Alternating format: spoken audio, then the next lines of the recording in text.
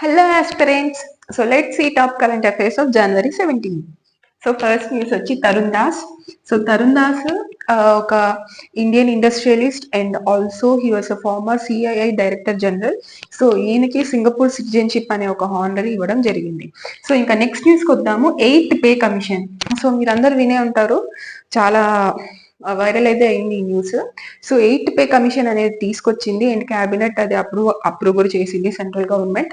అంటే ఏంటి, government employees కి ఇంతకు ముందు వరకు 7th పే వరకే ఉంది. సో 8th పే కమిషన్ రావడం వల్ల ఏంటి అని అంటే శాలరీస్ అనేవి పెరుగుతాయి ఆబ్వియస్ గా. సో మీరు కూడా గవర్నమెంట్ ఎగ్జామ్స్ కి ప్రిపేర్ అవుతున్నారు కాబట్టి సో మీరు రేపు ఇన్ అయిన తర్వాత మీకు కూడా శాలరీస్ ఆ రేంజ్ వరకు పెరిగే అవకాశాలు ఉన్నాయి. Okay, so it's a good news for all of you.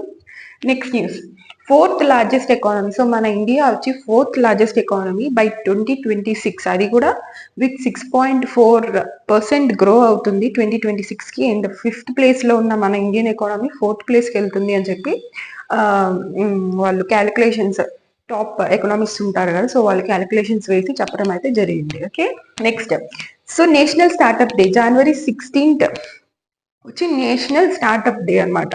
Okay, so Vineet Joshi, so ఇది ఇంకో appointment. So Vineet Joshi secretary of higher education గా ఛార్జ్ తీసుకోవడం అయితే జరిగింది. So this is another appointment of today's news. So ఇది today's all top current affairs. So ఇంకా అందరు కూడా కొత్తగా ఈ షార్ట్ చూస్తున్న వాళ్ళు, సో డైలీ షార్ట్స్ అనేవి వస్తుంటాయి ఈ ఛానల్లో. సో సబ్స్క్రైబ్ చేసుకోవడం మర్చిపోవద్దు, లైక్ చేయండి అండ్ కమెంట్ చేయండి అండ్ షేర్ చేయండి. Okay, bye.